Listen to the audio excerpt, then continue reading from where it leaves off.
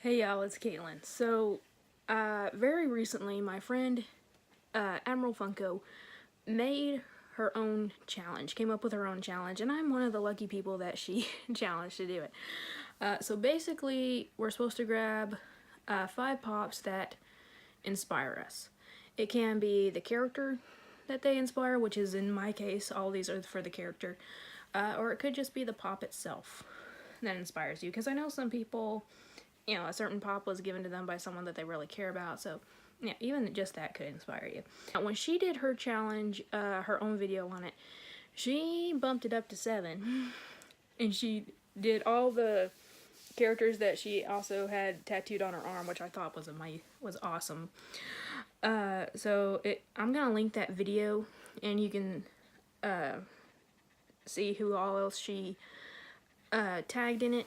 I'm pretty sure it was me, Nerd Crew, Lady Funko, Nerdy Niecy, and Funko Frenzy, which his channel name is Waver or something. I'm so sorry, I forget. I'll put it here. So, anyway, I do watch his videos though. He's pretty cool. You guys should go check him out. And you go check all of them out. But anyway, so, like I said, she did 7. I got 6, but 2 of them go together, so I think I'm still good for this challenge. But before I get into that, I want to go ahead and just talk a little bit, about something that kind of bugs me. So she mentioned the Killing Joke in her video. If you didn't know, the Killing Joke is a very controversial story arc in Batman. It's a very popular one, but it's also one shrouded in controversy. So pretty much the whole story is centered on the Joker, and it tells his backstory, it tells his origin pretty much. How he goes from being a normal dude, trying to follow his dream. He has a beautiful wife, he has a baby on the way, and he's just trying to live his dream to be a comedian. He's failing at it, but he's trying to do it.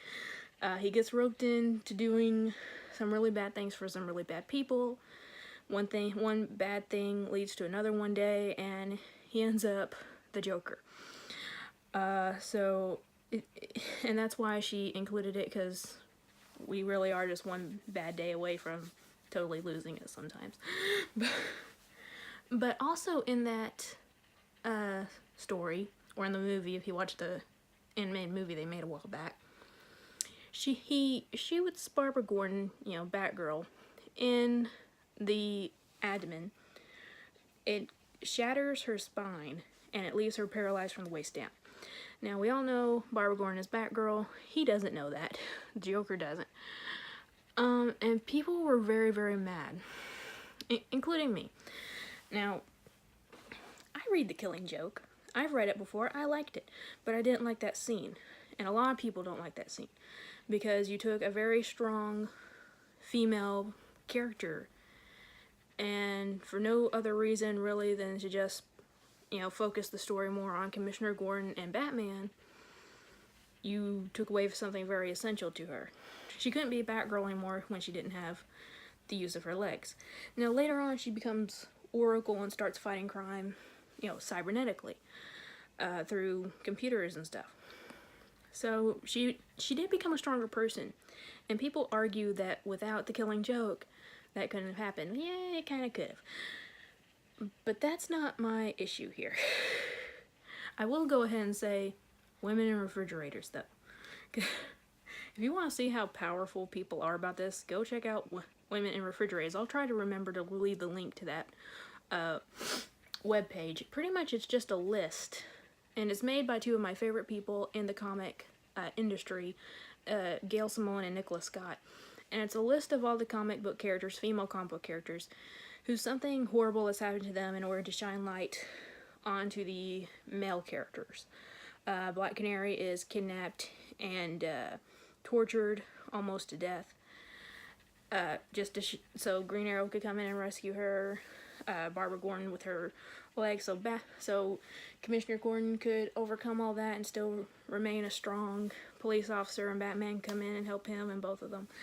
It's a really long list. And Kyle Rayner comes home one day and finds his girlfriend has been killed and cut up and stuffed in his refrigerator, hence the name of the webpage. So there are a lot of people who feel very strongly about how women characters are taken advantage of in comics.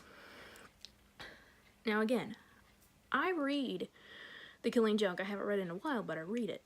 And even though I don't really like that part of it, I can still see the story for, you know, the Joker's perspective, you know, seeing the history on the Joker. It's really interesting. I've literally told that to people before. I've told people, yes, I read The Killing Joke, and I enjoy it. And they've never spoken to me again. Literally. I've had people who just do not ever contact me again after I say that. And they don't even give me a chance to say why I like it and why I agree with them that there are things about it that I don't like about it. When you start disliking someone else to not only, you know, start disliking them, but to just completely cut them off because they disagree with this point, especially something that involves a fictional story and a fictional character, maybe you're the one with the problem and not them. Just saying. Because I don't understand why people do that. Fantasy is there for us to enjoy. It's there for us to interpret in our own ways, pretty much. That's why such a thing as fan fiction exists. But I don't understand why people go too far about it. I'm about to make a video about a bunch of fictional characters that mean a lot to me. I get that. But at the same time, I've told you guys, I hate the Joker. I hate the Joker. I like that story, but I hate the Joker. And my friend, Admiral Funko, has the guy tattooed on her arm. She likes the character. Does that mean I automatically dislike her? No, I love Admiral Funko. She's awesome. And I'm still, you know, proud to say that I'm her friend. I don't stop disliking someone just because they like a character that I don't, or they like a certain thing that I don't. I just really wanted to say that because I know some people can take it really personally, and I get that because, you know, I'm a woman, I'm a feminist, I get it, but at the same time there's a line that you can cross, and a lot of people do, and I think it's just you need to take a step back and look at it. So that's all I'm gonna say about that. I disagree with the Barbara Gordon thing that they added into The Killing Joke. The rest of the story, though, I absolutely love. I think it was a really cool idea, really cool, you know, plot. So anyway, let's move on to the challenge. I just really wanted to go ahead and say that because that happened a couple months ago when that girl cut me off, and I'm like, really? But anyway, so I said before, the challenge is to grab a bunch of characters that mean something to you. Now, the last one is going to be number 1, because, you know, usually you go 5, 4, 3, 2. The last one is going to be number 1. All the rest of them are pretty much tied. I can't really think of a good way to number them, so I'm just leaving the biggest one to the last, and we're just going into it. So, Wonder Woman. It's no secret that I absolutely love this character. I have an entire shelf dedicated to her with all my Funko Pops, or most of my Wonder Woman Funkos on it. The shelf ain't big enough for the jet. But anyway, so Wonder Woman, I'm pretty sure it was Linda Carter who wrote it in Wonder Woman's 600th issue. Wonder Woman is someone who you can always identify with, because there's so many different sides to her. She's maternal, she's wise, she's kind, she's fierce, she's loyal, she's badass. But there's just so many different parts about her that everyone, not just women, but everyone can relate to. And also, she's someone who's very flawed. So, I said earlier in this video, one of my favorite people is Gail Simone, one of my favorite people in comics. She wrote a comic book that changed my life, but not going to get into that in this video. They haven't made pops of those characters, or else they'd be in here. Or, they made one, but not the same. Anyway, maybe another video. But, in Gail's adaptation of Wonder Woman, which, by the way, guys, she wrote a story arc called The Circle. If there's any Wonder Woman story arc that you guys need to read, it's The Circle. Trust me, it's awesome. But anyway, Wonder Woman has a love interest named Thomas Trescher. And he absolutely falls in love with her. He changes himself for her, becomes a better man for her. Hippolyta approves of him. Hippolyta makes him an Amazon, the first male Amazon. And as it turns out, she just wants to be with him because he's a guy. She wants to be a mom. She just wants someone to give her a child. She doesn't really love him. She likes him. She thinks that he would be a good dad, apparently. But she just doesn't love him, and she's pretty much using him to try and get a kid out of him. So she's very, very flawed. And that's one of the reasons why Gail wrote that story arc, is to show that even though Wonder Woman is so amazing and so powerful, she's also very flawed. She's just like all of us. And that's why I love Wonder Woman. She can be the most amazing, uplifting person in the world, but she's also still very flawed, and that's how we all are, pretty much. We can all be amazing, we can all be, you know, kind and smart and trustworthy or whatever, but there's gonna be days when we totally screw up. And so that's why I love Wonder Woman. And also she's someone who is very much, that's the word I'm looking for. She's very much into her religion. Loyal to her religion, I guess you could say. And so am I. Now, obviously, different religions. She worships the Greek gods. I worship God. I'm a Christian. But Wonder Woman is someone who, no matter what happens, she still, or mostly what happens, she still focuses a lot on her religion, even if she, you know, sees stuff that she doesn't like. Even though the gods do something that she doesn't like, she's still someone who is very much loyal to her religion for the most part. And I can identify with that. Especially if you've read like the second volume of Wonder Woman by George Perez. She was very much into her religion. And I definitely connected with that because I try to be as much into my religion as possible. Very recently I've gotten more into it. So yes, Wonder Woman is very important to me on multiple levels. Now let's go into Merida. So Merida, if you guys watched her movie, her box is horrible. I really hate her box. But if you've ever watched her movie, basically she is the woman that, or the girl that I wished I had been when I was a kid. So Merida's entire story is she's a princess and she wants to be a warrior pretty much. She doesn't want to, you know, just hand over her life to some guy so she can be a queen one day. She wants to go out there and fight her own battle. She doesn't want to just, you know, marry some guy just because her parents want her to or her mom wants her to. She doesn't act the way her mom wants her to. She doesn't dress the way her mom wants her to. And, yeah, I can relate. But, unlike Merida, I caved. There were a lot of things that I wish throughout my childhood that I just stood up to my mom and I said, there's nothing wrong with what I want to do. It's who I am, and I'm going to do it whether you like it or not. But I wasn't that strong or brave enough to do it.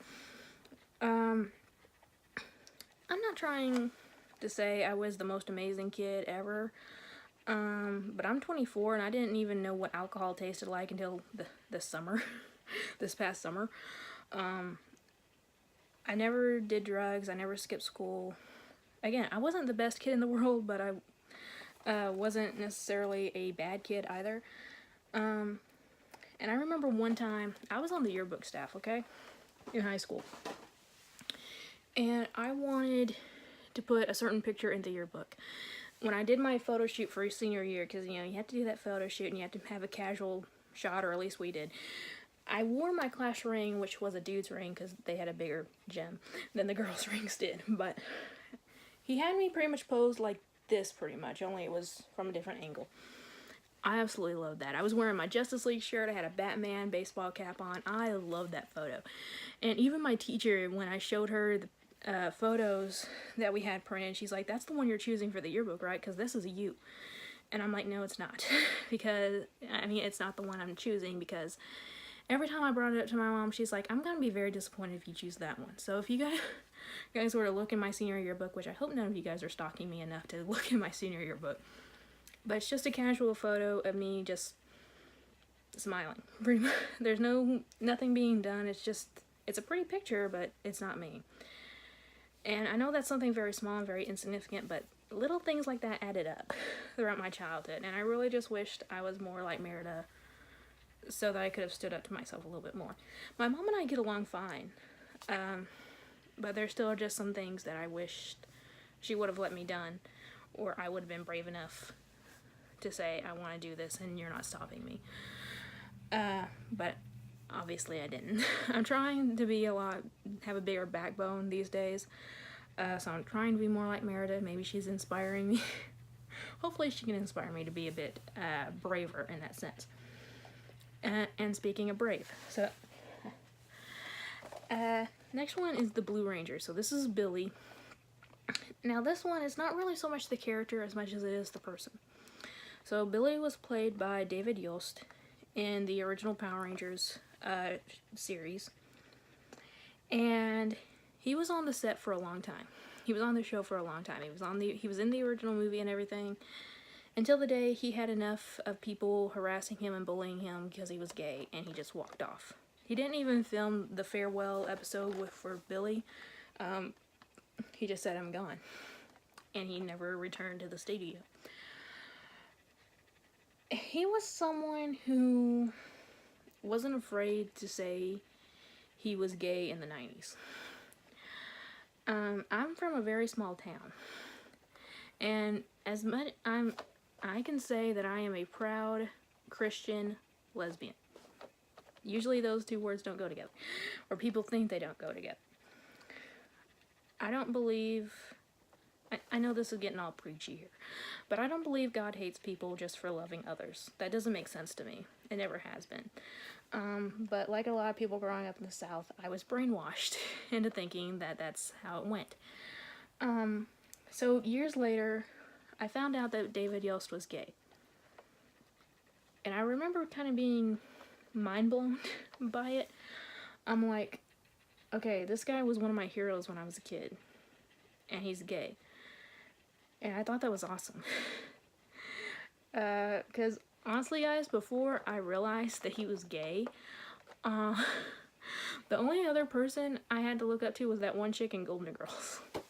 That one episode of Golden Girls where Dorothy's friend came to stay with him and fell in love with Rose.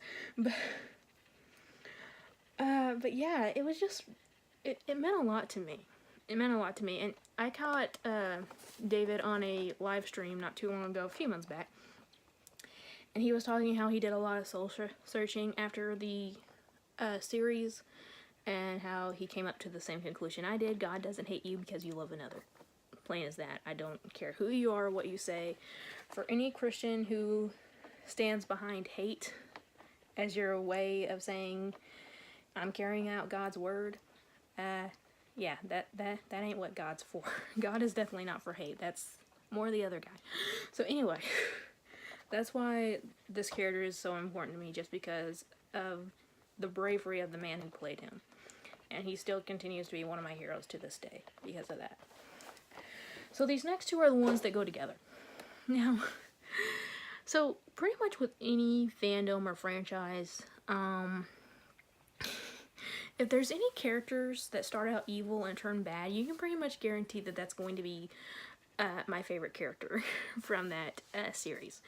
Kenichi Joji from Digimon, Vidya from Tinkerbell, Rancic from Power Rangers Time Force. They're all my favorite characters from those franchises or seasons.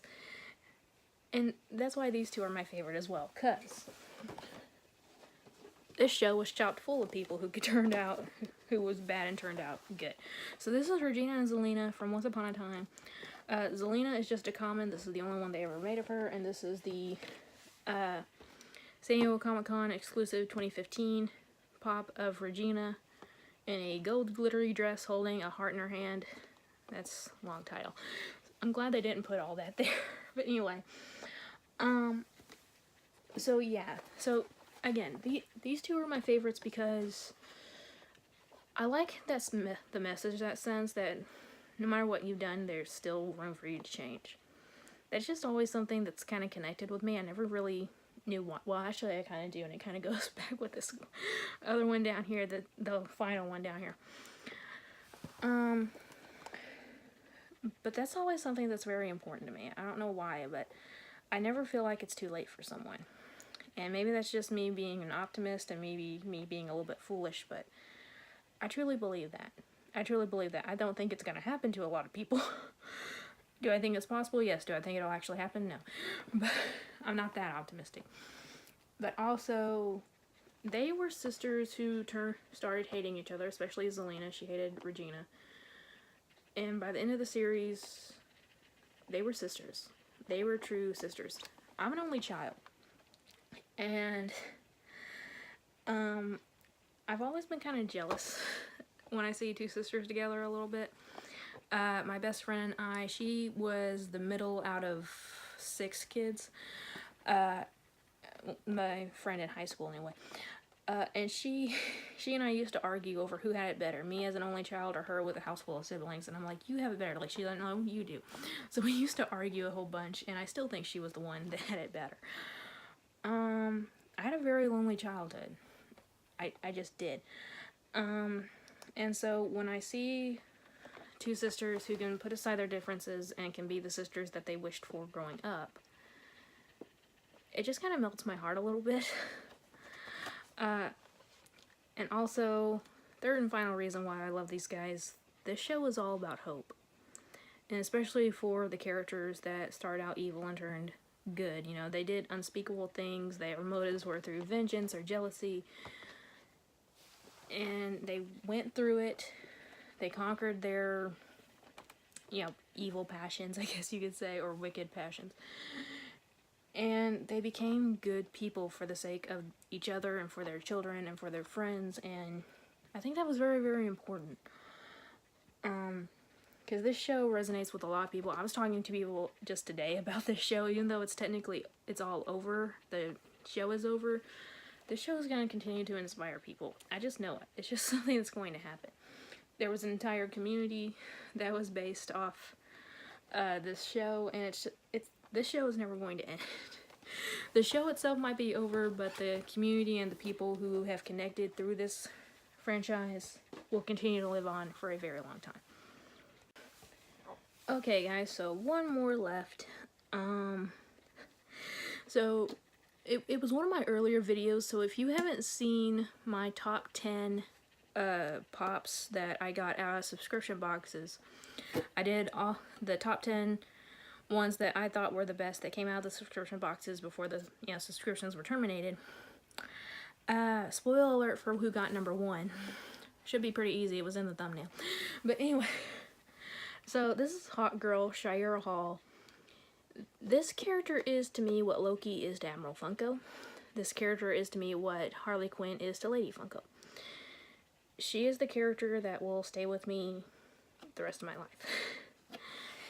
And, okay, so, I said before, I loved this show growing up. This isn't the one based off the Justice League the Animated Series, but it still looks pretty much like her. But anyway, so Justice League the Animated Series was a show I watched when I was a kid until they bumped her off. They didn't kill her, but if you've seen the show. And I didn't watch it ever again when I was a kid.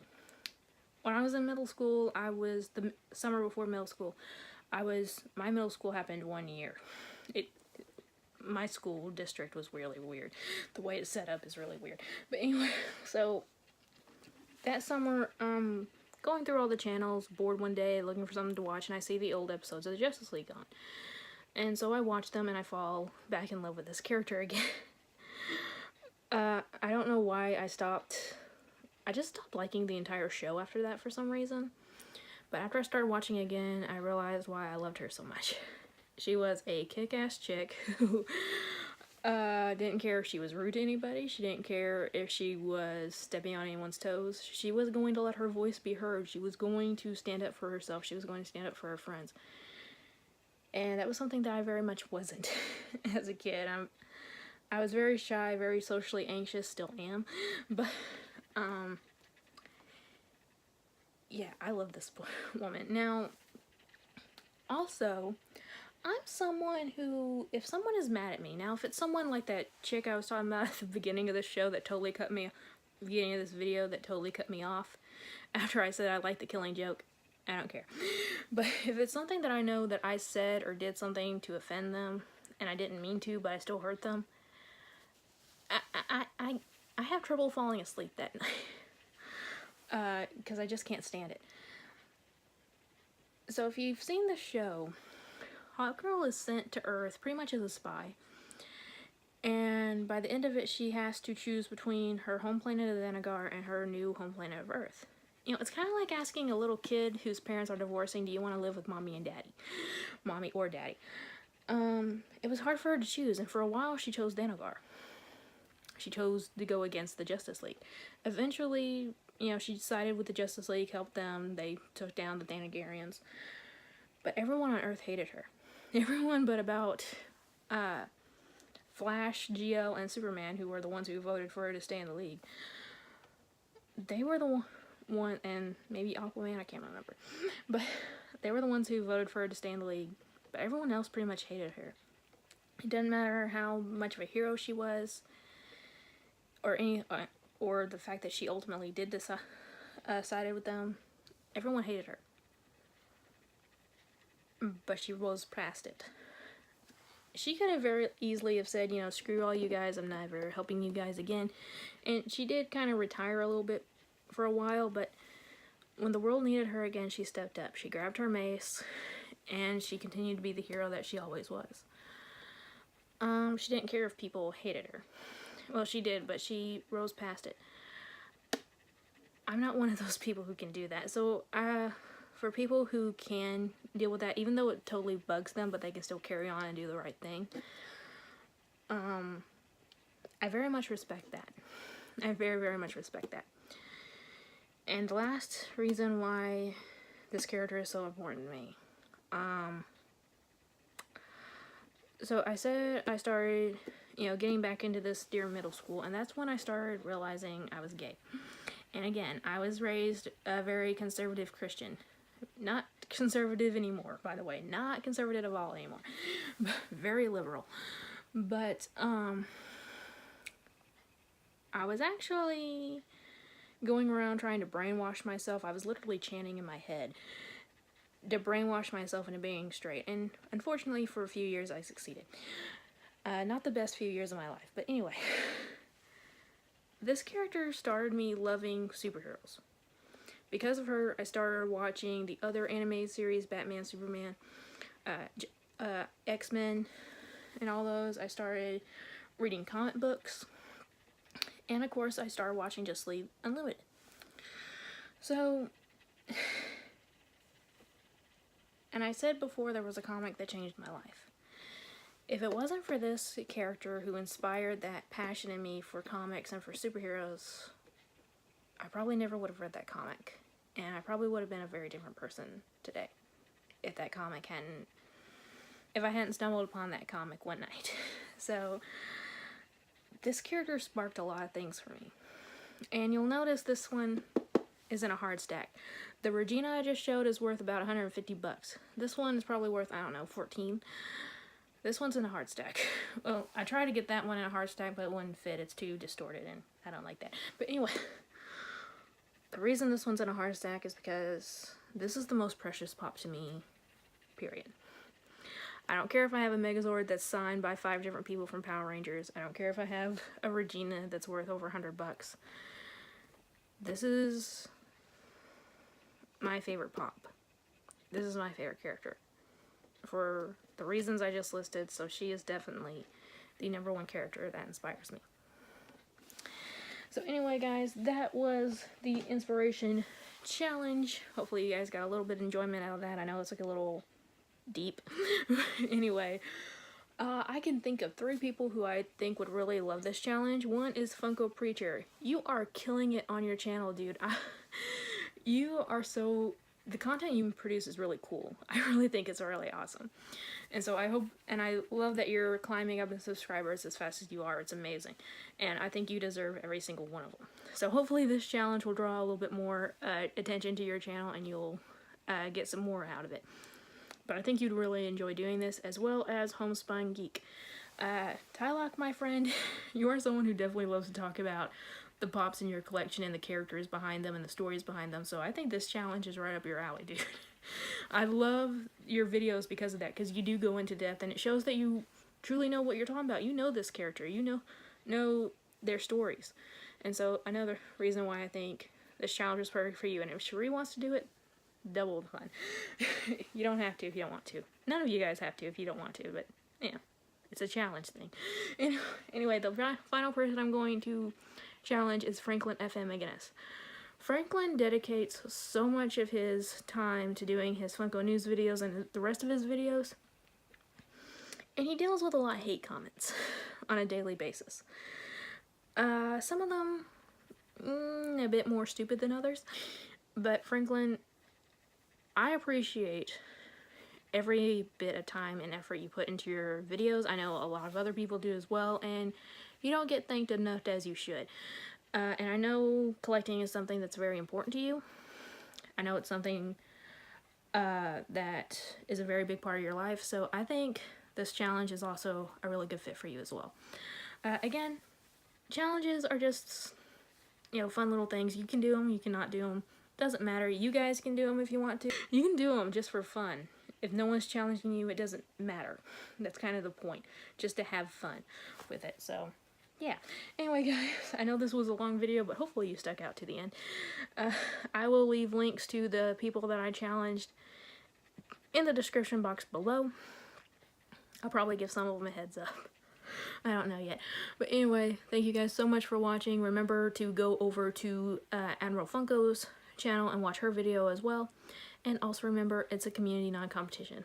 And I'll see y'all later. Bye.